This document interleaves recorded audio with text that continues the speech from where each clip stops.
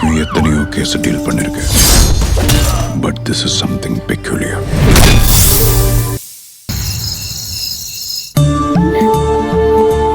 Hey, இப்போ நீ ஓகேவா? எதுக்கு இப்படி அழுது உடம்பு கெடுத்துக்கிற அமுதா? அழாம எப்படி மாமா எல்லாரையும் நம்ப வைக்க முடியும்? நம்ம பிளான் படி எல்லாமே நடந்துகிட்டு இருந்தாலும் என் அண்ணன் இது வரைக்கும் என்ன சந்தேகமே பட்டதில்லை. ஆனா அவரே சந்தேகப்படுற அளவுக்கு புனிதா என் அண்ணன் கிட்ட இருந்து எப்படி தள்ளி வச்சிட்டான்னு பாத்தீங்கல்ல? ஹேய், முதல்ல நீ அழுகிறத நிறுத்து. இது எல்லாம் அவ பண்ற ட்விஸ்ட் தான். எனக்கு கூட தான் என் அப்பா அம்மா கிட்ட இருந்து தள்ளி வச்சிருக்கா. புரியுது மாமா. இனி புனிதா எந்த விஷயத்துல ஜெயிக்க கூடாது. அதானே நம்ம ஆசையே. அதுக்கு முன்னாடி நீ ஆயிரத்த நிப்பாட்டு. முதல்ல ஒரு சூப் ஆர்டர் பண்ணுங்க மாமா. கத்தி கத்தி தொண்டையெல்லாம் வலிக்குது.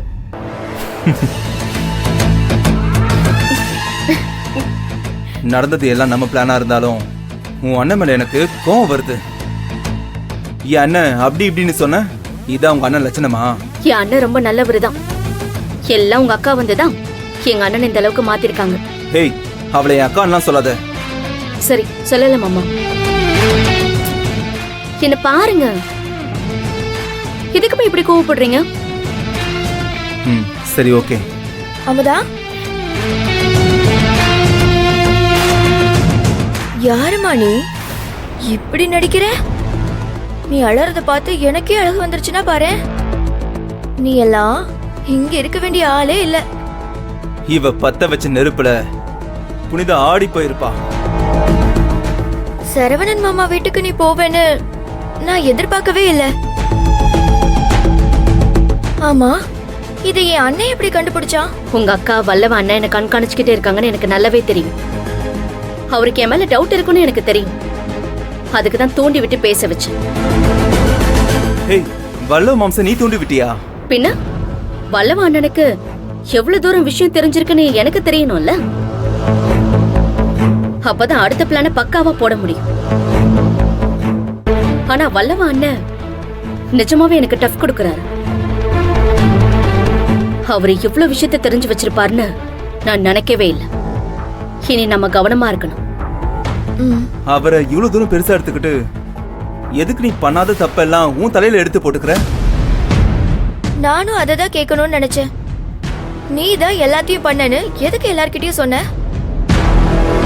உண்மையை சொல்ற மாதிரி சொன்னா அது எப்படி பொய்யா மாறும்னு எனக்கு தெரியாதா? அதனாலதான் நான் அப்படி சொன்னேன். இனிமே இதெல்லாம் நான் தான் பண்றேன்னு யார் சொன்னாலும் வீட்டுல இருக்கிறவங்க நம்ப மாட்டாங்க. அப்படியே நம்பினாலும் அத நேரடியா என்கிட்ட கேட்க முடியாது. இனி நான் நினைக்கிறது தான் இந்த வீட்டுல இருக்கிறவங்க பேசணும். அப்படி பேச வைக்கதான் இப்படி ஒரு டிராமாவை பண்ண. எப்படி என்னுடைய ட்ரீட்மெண்ட்? Hey, super Amudha. மெதுவா மெதுவா மாமா. இவ்வளவு பண்ணியும் நீ பண்ண ஒரு விஷயம் மட்டும் எனக்கு புரியவே இல்லை அமுதா. புரியலையா? எந்த விஷயத்த சொல்றீங்க மாமா? கோயிலுக்கு நீதான் என்ன வர சொன்ன. சரவணன் கிட்ட சண்டையும் போட சொன்ன. அது தெரிஞ்சா வீட்டுல பிரச்சனை வரும்னு சொன்ன. நீ சொன்ன மாதிரி சண்டையும் நடந்துச்சு. ஆனா எதுக்கு நீ சரவணன் கிட்ட போய் மன்னிப்பு கேட்ட?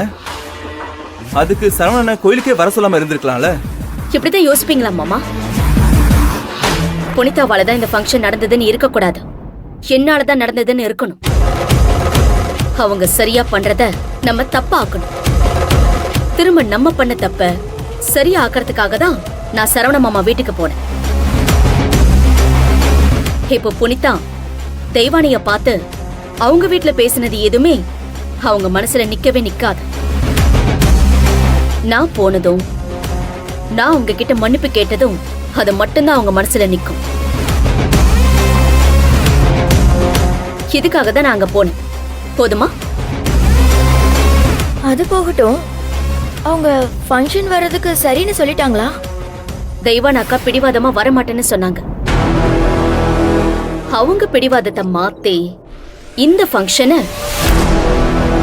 இதை வச்சுதான் நடத்தி காட்டணும்.